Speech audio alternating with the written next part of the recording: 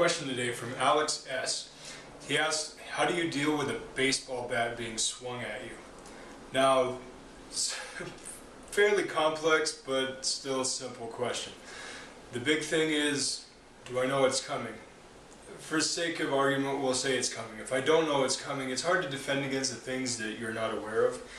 You can't prepare for anything that you're not aware of. If somebody hits me from behind with a baseball bat and I've had no chance, no warning, to brace or to move, I'm probably going to get clunked, get a concussion, maybe die, depends on how hard they were swinging. The back of the head is a pretty dangerous spot to be hit. So we're going to assume that within my cone of vision, I'm able to see and prepare for the attack. Simplest thing, provided that you have enough advanced warning, don't be there. Blocking, defending 101, the best way to not get hit is don't be there. Move, use defensive footwork and move. Now, if that's not an option, where do you want to be? You want to be inside of the power arc. I keep pointing this way because I'm envisioning being flanked. But you want to be inside the power arc. If somebody's swinging, where's the weakest point of the bat? Obviously, if you've watched baseball or ever just played around, with a bat and a ball, you know that to get the furthest distance on your ball, you're hitting at the end of the bat. You're not hitting down by your hands. The closer you can get to their body, the closer you can get to the pivot point, the better. The better chance you have of defending and disrupting their attack game, the better chance you have to get in. I will say this, once you make initial contact, don't worry about technique, don't worry about, what punch, what block. Use your instinct, use what feels natural, be aggressive. I can't emphasize it enough, be aggressive. Now, presuming they're swinging two-handed, you have a couple of options.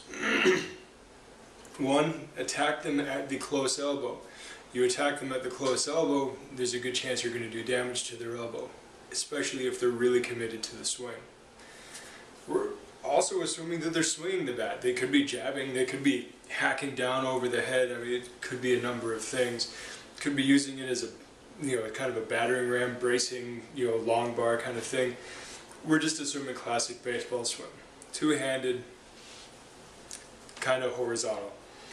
That being the case, try to get on the inside and attack the elbow.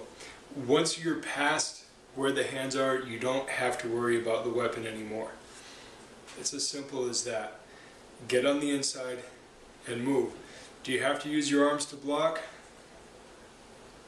Well, it would be nice to not have to block.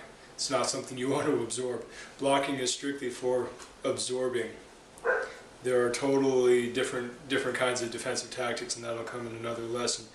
But just blocking, absorbing, covering is something you really don't want to get into. But just on the off chance that you do get hit, tuck, cover your head, keep your elbow low, and shoot in. You've got to think of tactics like this when defending against a particularly aggressive opponent. Baseball bat's really not a joke. You realize more murders are committed with baseball bats than firearms? Yeah. Baseball bats are kind of a big deal. And they're everywhere. And they're cheap. There's a lot of expensive ones, but they're cheap.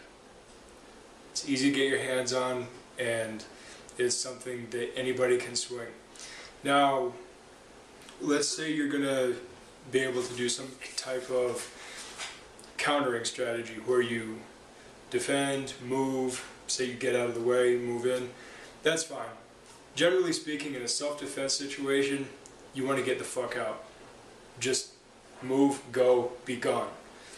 Don't deal with any hero bullshit. That's the movies. But if it's something that you need to take care of then and there to stop the threat, so be it. In that case, if you move out of the way, whether it be ducking, whether it be slipping, backing up, whatever, please don't spend a lot of time backing up, that's weak. Getting out of the way of the bat, if it's a two-handed full committed swing, there's not going to be a quick recovery for a backswing. Quick recovery for a backswing would require a much shorter motion, a much lighter implement, unless this person is just retardedly Hulk strong. That being the case, that's the perfect time to strike. You have about 1/4 of a second, likely. It could be 1/8 of a second. Don't get too caught up in the numbers. It's a split second. But a split second is all you need to make a decisive action. Decisive is the key word. Don't hesitate, move. Keep covered, rush in, and take control of them. Tackle them to the ground. Do what you have to do to make sure the fight stops. Preferably steal their weapon. I'm a big fan of that. Steal their weapon. Don't give it back to them. Take off. That's all I'm going to go into for now. We'll talk about other strategies at another time. If you have a question, please feel free to ask. I'll gladly discuss the strategies with you. And just a plug, keep your eyes open for other videos. The entire level 1 of my personal combat system, of my paradigm, it's really just a philosophy on combat. Level 1 will be made entirely available here on YouTube. Please, please, please stick around, learn a little bit. Until next time, good journey.